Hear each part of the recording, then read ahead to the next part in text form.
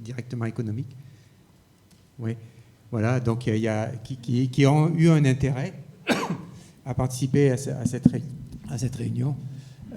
Donc la réponse, elle est oui, mais j'aurais tendance à dire, ce n'est pas seulement, là il y a beaucoup de chercheurs aussi, ce n'est pas seulement aux chercheurs ou aux collectivités de dire au privé, vous pourriez faire ça, mais inversement, c'est possible aussi que BioViva, ce que vous venez de faire, ou d'autres entreprises nous disent, mais là, je sens qu'il y a quelque chose, il y a un marché, il y a un besoin, il y a un enjeu, comment on peut travailler ensemble. Donc ça marche dans les deux sens. Donc merci en tout cas d'avoir soulevé le problème, parce que je crois qu'il faut vraiment le voir dans les deux sens.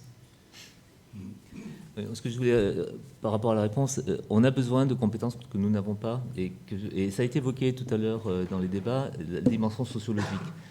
La communication, alors je vais parler bien sûr de ma partie santé des végétaux, elle est extrêmement compliquée. Pourquoi ?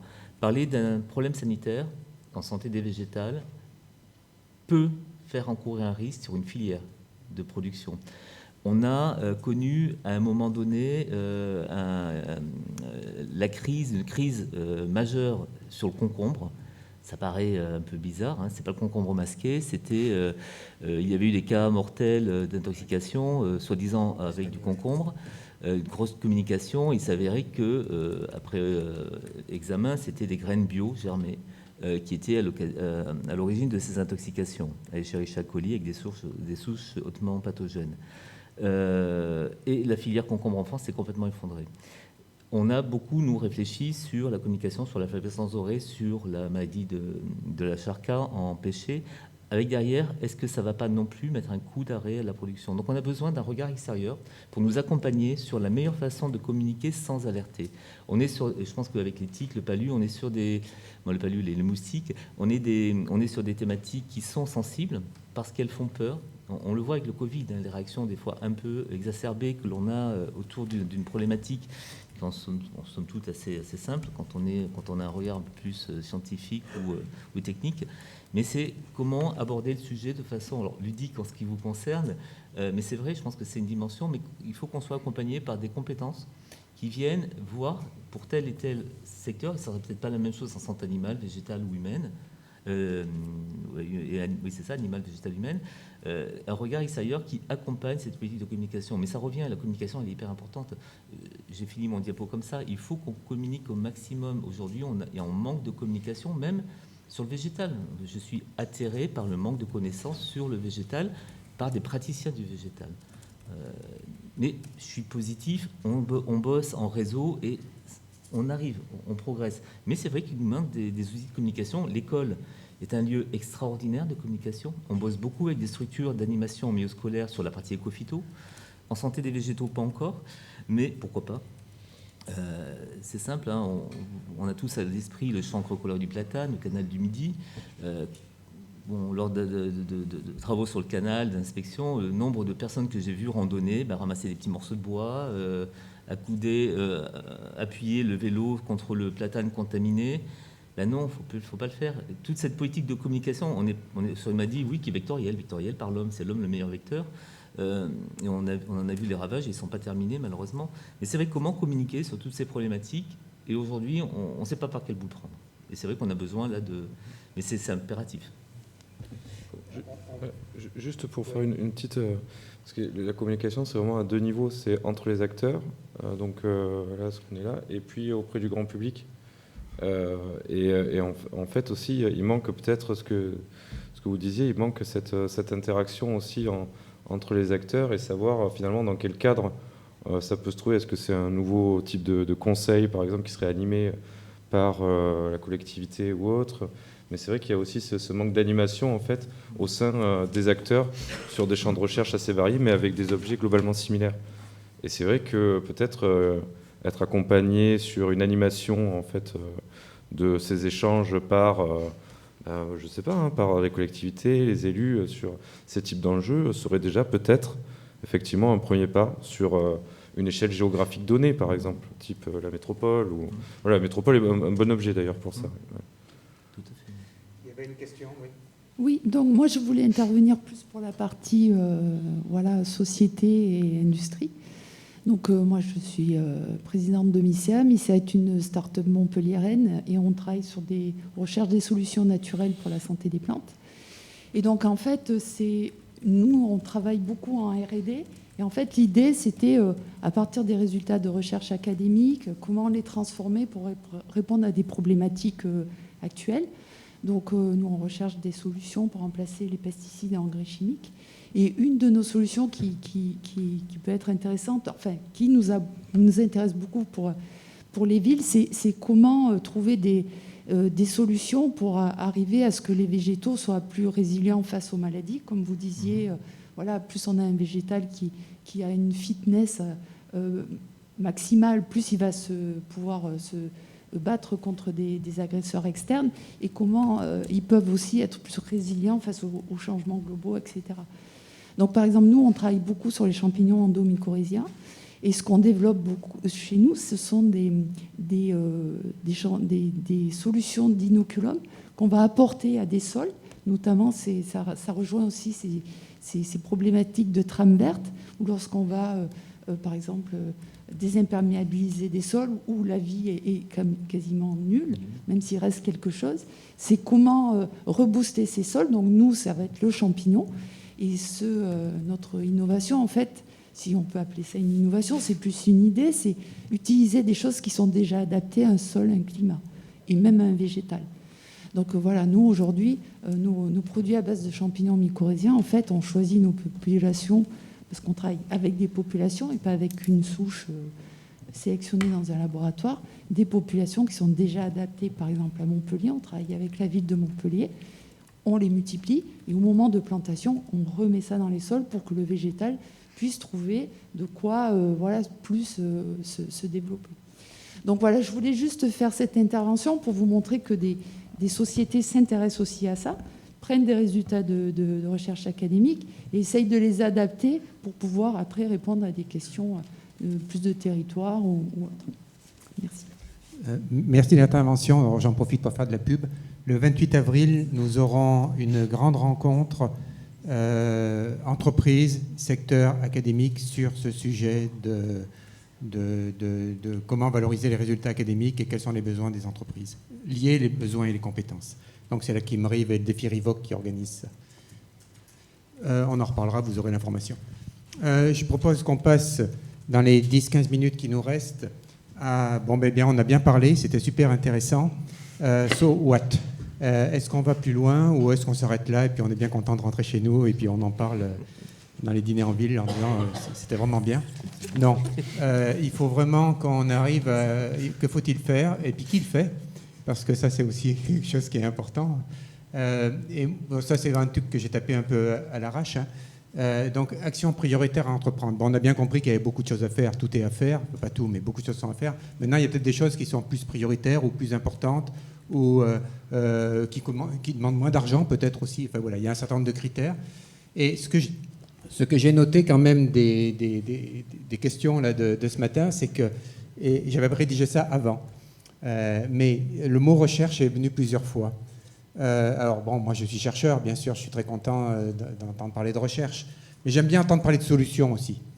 Et donc, moi je suis de ceux qui croient que la recherche peut avoir une utilité sociale. Avis qui n'est pas partagé tout le temps.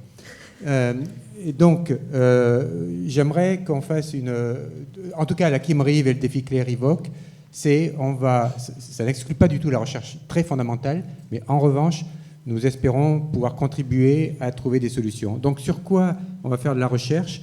Alors, j'ai bien compris qu'il y avait plusieurs interventions sur la recherche descriptive, et en particulier quand on a parlé du zoo.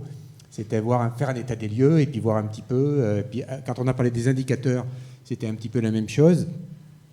Donc, recherche descriptive et puis recherche prédictive, c'est-à-dire que si on veut avoir une action, trouver des solutions, on ne peut pas tout faire. Donc, il faut peut-être évaluer le risque par zone, par enjeu. On a parlé de Xylella fastidiosa.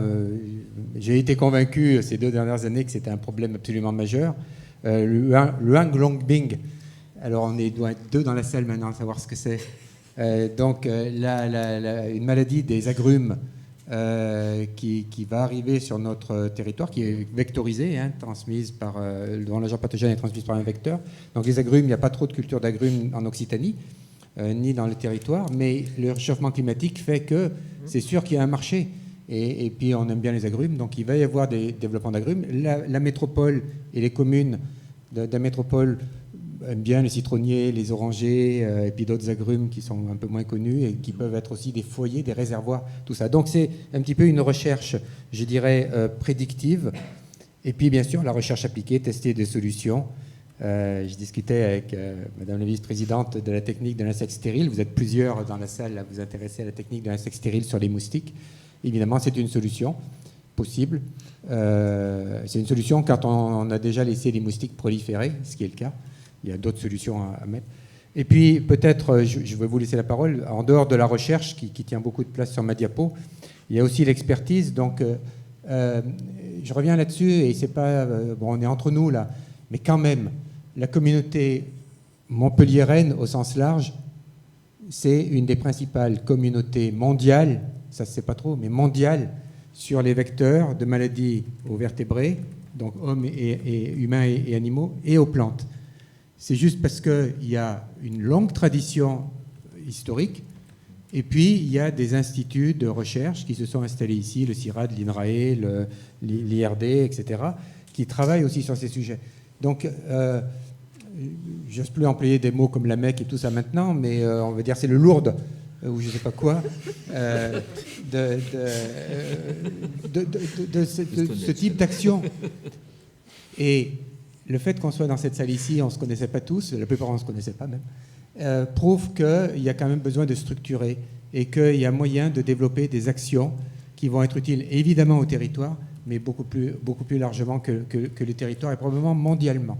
Donc moi j'aimerais bien qu'on puisse développer ces recherches, ces expertises, et puis peut-être, mais c'est à vous de le dire, ça passe par la formation. Alors là, je ne me mouillerai pas trop, même si j'ai une étiquette Université de Montpellier aujourd'hui. Philippe Augier n'en a pas vraiment parlé, mais on en a parlé à part. Clairement, ils veulent introduire, enfin, l'Université de Montpellier est consciente de ça et veut introduire dans des programmes de formation, de master, de licence, de doctorat, ces aspects-là. Donc il y a aussi des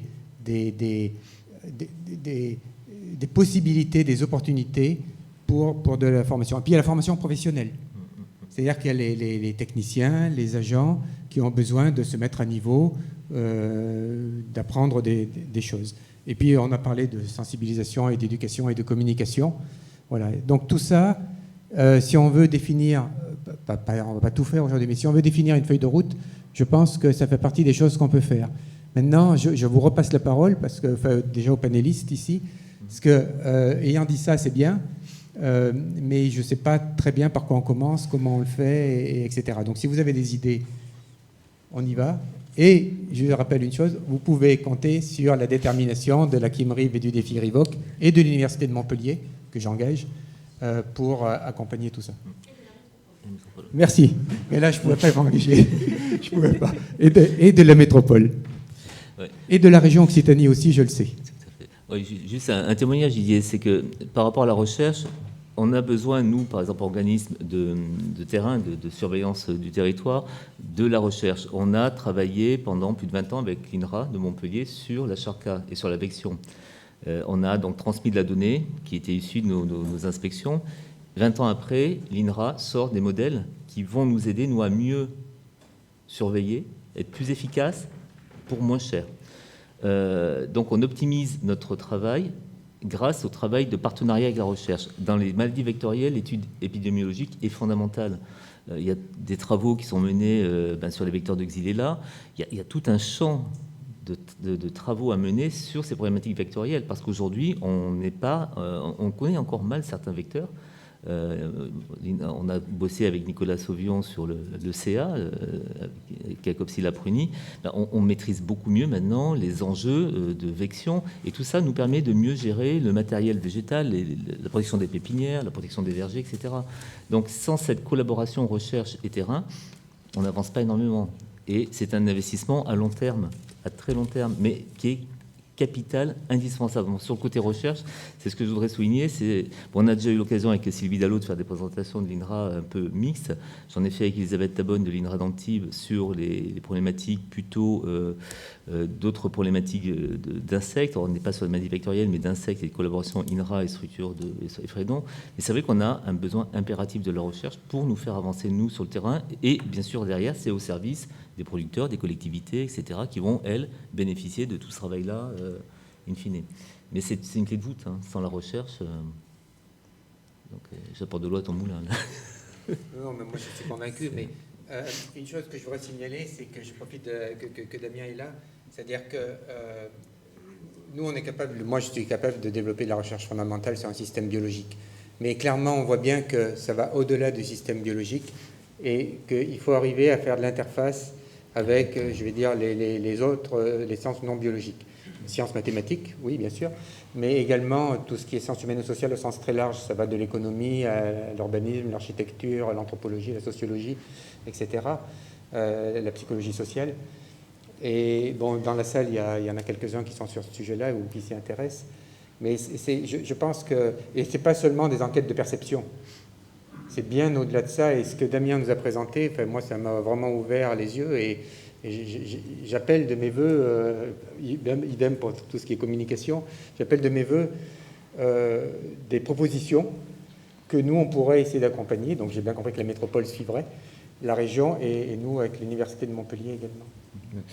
Déjà, pour rebondir sur ce qui a été évoqué, je reviens encore sur l'idée éventuelle de peut-être trouver un conseil ou une chambre ou autre qui permet justement de travailler sur des idées dans un temps un petit peu plus maturé que celui qu'on peut avoir maintenant, qui est plutôt celui de l'urgence, hein, où on se dit tiens, on va essayer de choper la bonne idée et puis vite la dire. C'est vrai que ça c'est bien et ça initie les choses, mais je pense que bon, ça nécessite aussi peut-être un temps un petit peu plus long. Et la deuxième chose, je rebondis sur la question de la formation. C'est très juste de mettre la question de la formation. Moi, je peux vous citer mon cas personnel. Je suis architecte urbaniste de formation et j'ai tapé à la porte de Supagro il n'y a pas longtemps pour intégrer la dernière année d'un G-Agro. Voilà. Je ne savais pas trop ce que j'allais trouver, mais j'avais ce besoin de transversalité. Mais ça a été une initiative personnelle et qui, à ce jour, je crois, je ne connais pas d'autres architectes qui l'ont fait. Donc, je pense vraiment qu'au sein des écoles, au sein des universités, il faudrait arriver à communiquer et à faciliter les transversalités. Et pas que les transversalités dans les SHS. Comme tu as dit, il y a aussi effectivement les transversalités sur d'autres types de sciences, d'autres sujets. Ça peut être sur des temps longs, mais ça peut être aussi sur des temps courts, des options et autres. Et vraiment, il y a déjà ces transversalités, mais je pense qu'il faut arriver peut-être à trouver un consensus général et à être beaucoup plus libre de pouvoir démarrer une formation à un endroit, la continuer à un autre, revenir à un autre endroit. Et tout ça au sein de notre territoire. Ça, c'est des vrais enjeux, hein. Alors peut-être qu'effectivement, ça existe déjà, mais je pense qu'il y a peut-être un problème de communication aussi sur ces passerelles. Oui, je ne veux pas engager l'Université de Montpellier, je ne suis pas du tout mandaté pour ça. En revanche, j'ai bien suivi ce qui se passait ces derniers temps et l'université va changer de statut, va devenir une université expérimentale, normalement. Et donc, il y a cette volonté, effectivement, de faire beaucoup plus de transversal avec des formations dédiées pour ça, qui restent à construire. Donc, prenons la main. Mais on en reparlera, donc, du coup. Une question. Oui. Oui, donc Madame Moussion de l'Agence régionale de santé. Je ne suis pas certaine que ce que je vais vous dire là va déclencher une feuille de route, mais voilà, au niveau de l'Agence régionale de santé, je vais me recentrer sur les pathologies liées à l'humain. C'est notre objet, donc voilà. Mais nous, par rapport notamment à Aedes albopictus, on en a beaucoup parlé ce matin, il y a eu plusieurs interventions à ce sujet-là, notamment de l'Agence Santé publique France. On a sur Montpellier donc une présence d'Aedes albopictus depuis de nombreuses années, avec une grosse nuisance et pas tous les ans, mais presque, Madame Cochet l'a présenté, on a eu déjà plusieurs fois des émergences de circulation autochtone. C'est-à-dire qu'on avait donc une circulation virémique liée à la présence de ce moustique. Donc je pense que la présence de toutes les personnes sont là. Je dirais effectivement il y a un enjeu au niveau urbanistique, c'est-à-dire la gestion du milieu urbain. Il y a des enjeux aussi, on l'a dit tout à l'heure, Monsieur Lacour en a parlé, au niveau de tout ce qui est imperméabilisation des sols. Il y a un enjeu, santé publique, c'est ce que je représente, mais il y a tous ces enjeux-là, et je me dis que là, on a dans cette salle, en fait, un peu tous les acteurs de ce point-là, et ça pourrait faire partie des sujets, peut-être à travailler avec plusieurs acteurs, d'essayer de trouver peut-être dans la métropole, qui est quand même grande, des secteurs sur lesquels on pourrait tenter des expérimentations. En essayant de mélanger, on essaye de gérer une trame marron, on essaye au niveau de tout ce qui est urbanistique de faire le maximum de ce que l'on peut. On sait que tout ce qui est construction a un impact, on peut avoir des règles de construction. Maintenant, le problème, il n'est pas vraiment... il existe au niveau de la construction, mais il est surtout de comment on fait avec ce qui existe. Parce que ce qui existe, on ne va pas le raser. Donc, avoir cette réflexion au niveau urbanistique, comment on fait avec ce qui existe, comment faire pour diminuer la densité, puisque statistiquement, de façon probabiliste, si on a moins de présence du vecteur, on a moins de chances qu'il rencontre le virus et qu'on démarre notre chaîne. On ne va pas annihiler, on n'aura pas zéro. Mais voilà, je voulais en parler là. Je ne sais pas si ça fait avancer le débat, mais je trouvais que c'était intéressant, malgré tout, d'en parler. Et l'agence suivra s'il faut suivre en partie. Alors, on vous avait dit 12h30, donc je ne veux pas retenir tout le monde. L'EID Méditerranée est impliqué dans des toits-terrasses. On a vu des magnifiques photos de toits-terrasses et de terrasses sur plot. Magnifique. Alors, ça tombait bien parce que justement, si j'ai bonne mémoire, vous travaillez là-dessus avec la chambre professionnelle des... Voilà, merci. Ouais. Alors, du coup, les mains se lèvent. Moi, je ne veux pas vous retenir trop, mais on va quand même... Soyez bref. Oui. Voilà, soyez bref. Mais oui, non, je serai très bref. Juste un petit ajout au volet formation, dans le sens une formation qui reste toujours entre les murs d'une université. C'est pas top, dans le sens... Je pense qu'à côté de la formation, on a besoin d'un engagement de la communauté locale, soit dans les projets d'aménagement du territoire, soit dans les projets de la recherche appliquée et prédictive, qui soit un moteur puissant. Donc, pas arriver avec une solution de l'autre, mais demander en bas, OK, est-ce qu'on va mettre un arbre ou pas. Et un autre côté qu'il faut réfléchir un peu, c'est dans les futurs, vu que la population humaine va se concentrer dans les villes, on doit penser que la ville doit être un lieu de production plus que de consommation. Donc, comment gérer ça? Parce qu'il y a des bénéfices et des risques en même temps, soit au niveau humain et animal et des plantes. Mais voilà, et des risques sanitaires à court et à long terme à tenir en compte. Il y avait au moins deux autres intervenants. Question. Bonjour, Frédéric Mouton, urbaniste à la métropole. Et alors encore merci pour toutes ces présentations et toutes ces informations qui ont été très très intéressantes. Et alors du coup, c'est pas tant une question, mais peut-être une demande en fait de ma part et peut-être même des services d'urbanisme en fait de la métropole, c'est que on a pleinement conscience de tous les effets bénéfiques de la nature en ville et donc on essaie autant que possible, nous, dans notre travail du quotidien, d'appliquer, parfois peut-être de manière dogmatique en fait. Et aujourd'hui, effectivement, j'apprends que tout n'est pas rose, que voilà, il y a aussi des externalités négatives. Sauf que sur ce sujet, on n'est pas nécessairement très sensibilisé, on n'a pas nécessairement le bagage, les connaissances. Et donc là, il y a une vraie demande, en fait, parce que nous, à un moment donné, on risque de donner une orientation à un projet qui, en fin de compte, on se rendra compte plus tard qu'elle peut être négative sur différents points, en fait. Donc là, il y a une vraie demande de connaissances. Après, évidemment, on s'entoure d'architectes, de paysagistes qui peut-être eux-mêmes l'auront ou pas. Du coup, on peut voir qu'il y a peut-être des manques aussi de transversalité dans cette info. Voilà. Oui, merci. C'était l'objectif de la réunion aujourd'hui. Effectivement, quand je marque expertise, c'est aussi ça. C'est-à-dire qu'il y a une communauté extrêmement riche qui peut être mobilisée. Mais avant tout, il faut se connaître. Donc c'est la première étape aujourd'hui. Oui, alors, dernière intervention, puis après, Madame Moreau prendra la parole. Oui, alors je vais faire très court du coup, parce que je rebondis beaucoup sur ce qu'a dit Isabelle et aussi sur le dernier intervenant. On a besoin de transversalité, surtout en fait on a besoin d'intégrer ces problématiques de risque vectoriel auprès d'acteurs qui à l'heure actuelle considèrent qu'ils ne sont pas impliqués dedans, le BTP ou ce genre de choses, c'est pas leur travail, sauf qu'en fait c'est eux qui agissent, c'est eux qui sont présents sur les endroits où il faut intervenir, c'est eux qui peuvent voir des choses aussi que nous on ne voit pas parce qu'on n'est pas présent. Donc on a vraiment ce besoin d'évaluer, d'avoir des données sur ce qui est produit, sur ce qui marche en termes d'aménagement. Et à l'heure actuelle, nous on est surtout confrontés, souvent on nous dit est-ce que vous avez des études de cas, des exemples? On n'en a pas beaucoup. Pourquoi on n'en a pas beaucoup? Parce que quand on parle de ça, on dit qu'il faut suivre ce qui est fait derrière, aussi au niveau du risque vectoriel. Et derrière, les communes nous disent nous on n'a pas d'argent à dépenser là-dedans pour suivre, on va faire des choses mais on ne va pas suivre les valeurs, on ne va pas évaluer derrière ce qui fonctionne. On a l'argent, il faut qu'on le mette ailleurs. Et les collectivités publiques, elles nous disent c'est pas nous de le faire. Donc, je pense que pour avoir ces données qui vont nous permettre de faire la recherche et évoluer derrière, il va peut-être falloir créer un lien, savoir qui met les sous pour permettre d'élargir cette évaluation auprès, et même d'intégrer aussi les autres acteurs, de créer cette transversalité, c'est pour avoir des études de cas, des données qui vont nous permettre ensuite vraiment de donner des conseils techniques très précis à toutes les communes, à tous les agents, dire il faut plutôt faire ça, plutôt faire ça. À l'heure actuelle, honnêtement, il n'y a pas grand-chose. Merci.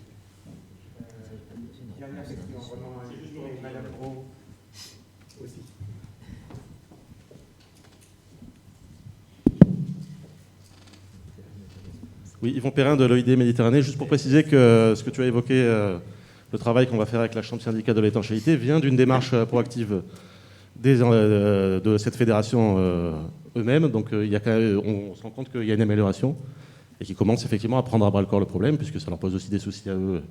Et ils anticipent un peu peut-être des obligations réglementaires qui pourraient arriver. Donc il y a une démarche positive aussi dans ce sens, c'est à signaler. Oui. Madame Brault. Oui, alors je n'avais pas prévu de conclure, parce que je voulais participer au débat. Non, mais participer d'abord et ensuite on conclura. Marche pas. Merci. Tout de même déjà, renouveler le soutien et l'implication de la métropole. Je pense que c'est d'autant plus évident maintenant à la fin de cette matinée. Comment, je ne pourrais pas vous le dire exactement maintenant, je ne sais pas. En tout cas, le soutien, la continuité va être à trouver, je pense assez rapidement quand même aussi. On peut continuer aussi des formats comme ce matin, peut-être approfondir certains points. Ce que je voulais dire quand même, je voulais rebondir sur la question de l'implication des collectivités locales. Alors évidemment, là, il faut qu'on travaille à l'échelle de la métropole. Le sujet s'entend à cette échelle-là. Mais là, je prends ma casquette d'élu local, puisque je suis aussi maire de la commune de Prat-de-Lez à côté. Il faut quand même se rendre compte de l'état de dénuement des collectivités face à ces questions. Je pense qu'il faut quand même se parler très franchement. Au niveau de la métropole, on a des agents qui sont, je pense, peut-être un peu plus au courant, mais au niveau des communes et des petites communes, des communes de taille moyenne, on n'a globalement aucune connaissance. Donc quand vous parliez de formation, je pense que là, il y a vraiment un gros travail à faire de formation auprès des agents. Je crois qu'il faut changer de logiciel. Alors certainement au niveau des élus aussi, parce qu'on a des élus qui s'intéressent, qui sont volontaires, et puis d'autres, par méconnaissance, ne vont pas le faire, mais là il y a un gros travail à faire, et parce qu'on est confronté donc à cette méconnaissance au niveau des agents, des techniciens, mais c'est pas un jugement de valeur, c'est comme ça, parce que jusqu'à présent c'était comme ça, et aussi par rapport à la population qui n'est pas prête à tout entendre, et je dois ajouter à ça aussi qu'on est confronté à un pas de temps qui est le pas de temps du mandat. Et là, on est quand même aussi sur du temps long. Donc, on a toutes ces contradictions à gérer au niveau local. Je peux prendre l'exemple des cyanobactéries qui ont touché le Lez à l'été 2020. bon, il y a un gros travail de communication qui a été fait, mais on a toujours des personnes pour dire mais les cyanobactéries, ça n'existe pas, vous faites ça pour nous empêcher d'aller nous baigner et d'aller au bord du Lez. Donc c'est compliqué. Donc la question de la communication et de la sensibilisation est extrêmement compliquée aussi. Donc voilà, là je sors un peu du cadre de la métropole, mais je crois que sans un relais local au niveau des communes, c'est évident que c'est essentiel. Il faut absolument impliquer les élus locaux, les maires, voilà. Alors la métropole peut certainement agir là-dessus. Donc il y avait la question de l'urbanisme aussi. Donc là, ça n'a échappé à personne, on est sur la construction du PLUI. Donc Monsieur Mouton, je ne sais pas, voilà, ces questions-là, comment est-ce qu'il serait encore temps, ça me paraît un peu juste maintenant, de les intégrer au PLUI, ça me paraît un peu compliqué peut-être, mais bon, les questions des toits plats, etc. Moi, je refuse maintenant les toits plats dans ma commune, mais est-ce qu'au niveau du PLUI, il y a quelque chose qui peut être encore fait ou pas, ou est-ce que c'est trop tard, ou est-ce que ça va être des modifications? Enfin, en tout cas, il y a sûrement quelque chose à faire aussi à ce niveau-là. Voilà, donc là c'est pour le coup, là, c'est la métropole qui a un rôle à jouer. Bon, voilà, donc j'ai pas fait avancer, je suis désolée, hein, la feuille de route, mais si ce n'est qu'il faut qu'il y ait vraiment un retour, un travail, une collaboration avec les élus locaux.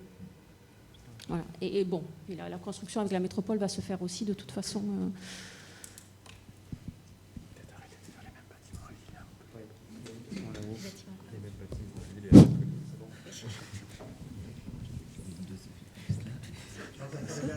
C'est avant la conclusion et surtout la poursuite de la discussion à la pause café tardive qui reste ouverte. Je vous encourage tous à y aller, puisque nous sommes autorisés à y aller et à boire des jus de fruits et manger quelque chose. Merci Didier pour cette dernière intervention. Je n'avais pas prévu de prendre la parole et surtout pas d'être long. Une proposition peut-être pour la feuille de route qui doit être tracée, parce qu'il ne me semble pas avoir entendu parler de cette thématique-là, et qui est la thématique en définitive de santé unique, autour de laquelle toute la discussion de ce matin a tourné. Et on a parlé de pédagogie. Je crois que la première des pédagogies, et je crois aussi qu'il y a des sociologues dans la pièce, je crois qu'il faut absolument avoir cette pédagogie de reconnexion à la nature qui va nous permettre, nous, hommes, de nous reconnecter à cette nature, pensant de tous les bienfaits qu'elle va pouvoir nous apporter. Et puisque nous sommes dans un univers où on parle beaucoup de médecine à Montpellier, nous ne résoudrons pas la problématique de la médecine humaine sans résoudre la problématique de la médecine végétale et animale, l'ensemble étant un tout complexe. Et je remercie l'ensemble des intervenants. Je suis expert forestier européen et acteur à la fois en Occitanie et aussi au national, de l'importance de la place de l'arbre et de l'importance de la place des forêts, puisqu'on a parlé de biodiversité. Vous avez bien fait la différence entre biodiversité et revégétalisation des territoires, et l'un et l'autre sont totalement dissociés. La biodiversité, aujourd'hui, 85% de la biodiversité terrestre est portée dans les sols forestiers. C'est dire si la biodiversité procède d'un phénomène complexe et multiple qu'il sera très difficile de porter dans les villes. Et dans toute la pédagogie, en définitive, que l'élu a apporté aujourd'hui, c'est que nous avons des choix à faire et choisir peut-être entre la peste et le choléra, mais ces deux termes sont mal choisis. Mais on a tellement de lutte aujourd'hui parce que nous nous sommes tellement déconnectés de l'environnement que toute cette collectivité de sachants doit bien évidemment réfléchir en transverse et réfléchir en plus de ça en effet miroir avec d'autres territoires, parce que l'apport d'autres territoires en lien avec le réchauffement climatique nourrira nos réflexions et nourrira nos itinéraires de culture, de création de la ville de demain et de tout un tas de nouveaux itinéraires qui vont solutionner ces problématiques-là. Enfin, et pour finir, bien évidemment, Didier, soutenir la recherche, soutenir le savoir, et notamment dans la lutte contre les maladies vectorielles végétales. Il y a tant à savoir, et aujourd'hui, notamment au niveau des variants, on a la chance, entre guillemets, que Covid soit passé par là et que la population soit aujourd'hui en connaissance de ce qu'est un variant, et on a bien besoin aujourd'hui de bien les connaître pour lier ce couple maladie médicaments chimiques pour l'instant qu'il faut bien évidemment diminuer, et cette connaissance-là apportera cette diminution des intrants dans nos itinéraires de culture et permettra peut-être un retour aussi à la biodiversité. Merci Yann. Donc, Madame la vice-présidente, si vous êtes d'accord, je conclue. Alors, bon, c'était très riche, bien sûr, et comme on s'y attendait, on n'a rien décidé du tout. Mais on a décidé qu'il fallait décider. C'est déjà beaucoup. Je vous épargnerai la date de la prochaine réunion, comme on fait souvent. Non, alors ce que j'ai retenu quand même, c'est que c'est un véritable enjeu. J'y adosserai le fait qu'il y a de véritables compétences et un véritable intérêt dans la région. Donc nous n'avons pas le droit de ne pas le faire, de ne pas avancer.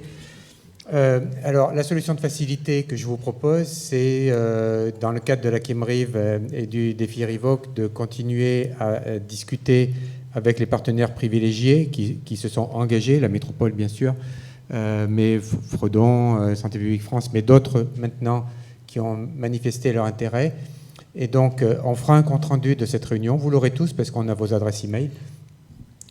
Et ça sera public, hein, vous diffusez largement, parce qu'il y en a d'autres qui n'étaient pas là aujourd'hui parce qu'ils n'étaient pas au courant, parce qu'ils n'étaient pas disponibles, mais qui pourraient apporter des contributions importantes. Et ce qu'on fera probablement, ce que je vous propose, c'est, j'ai entendu le nom de conseil. Alors ça, c'est pas nous qui allons décider s'il y a un conseil, mais la métropole décidera si elle veut s'entourer d'un conseil. Mais au minimum, nous, ce qu'on peut proposer, c'est un groupe de travail avec des gens motivés et compétents, ce que nous sommes tous, et sans mobiliser tout le monde, trop de temps, mais la Chemrive et le défi Rivoc ont du temps un peu pour ça, donc on peut le coordonner. Et puis, ce groupe de travail fera des propositions à la communauté qui les enrichira, les corrigera, les amendera, etc., etc.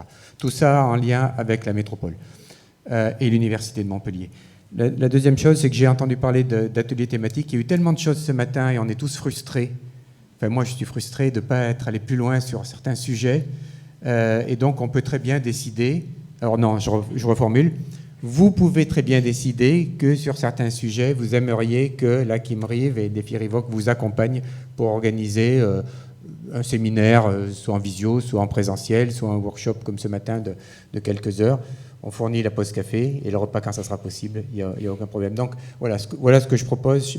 Madame la vice-présidente, si ça vous va... Oui, mais la métropole aussi peut organiser, voilà, ou conjointement, on peut organiser des ateliers thématiques, évidemment. Ça me paraît nécessaire. Voilà, absolument. Et puis, je terminerai juste une chose, c'est que le mot expertise est quand même revenu. S'il y a des sujets chauds, à un moment donné, ça peut arriver très vite, hein. S'il y a des sujets chauds, dans ce cas-là, il faut que, quelles que soient les composantes, hein, que ce soit urbanisme, architecture, que ce soit santé publique humaine, végétale ou animale, n'hésitez pas à mobiliser une communauté. Vous connaissez votre communauté. Si c'est végétal, Fredon connaît bien sa communauté, mais on s'aperçoit qu'on connaît pas c'est très en silo. On ne connaît pas vraiment les gens qui sont à côté. Aujourd'hui, on est tous dans la salle. Alors que je reviens à un exemple que j'ai donné au début, l'usage des insecticides, des pesticides, évidemment, ça concerne les vecteurs de maladies végétales, animales, humaines, mais ça concerne l'homme aussi directement parce que malgré tout, c'est toxique. Et donc là, on est dans une seule santé et là, on est complètement sorti du silo. C'est un exemple, mais il y a plein d'autres exemples où les balcons en Chine font de l'Aedes albopictus qui font de la dengue, qui génèrent de la dengue, etc., etc. Et de l'utilisation peut-être de pesticides qui vont ensuite créer des résistances chez les pucerons. C'est une seule santé, vraiment. Bon, je vous remercie tous. Je vous invite à continuer cette discussion dans la salle Vanille, et puis nous ferons un compte-rendu que nous diffuserons à tout le monde. Merci encore.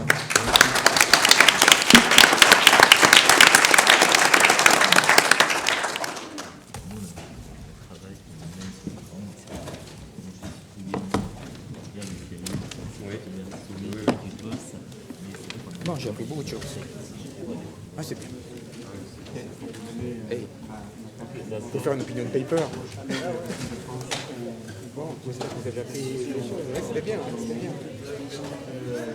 Oui, oui. Bah, vous...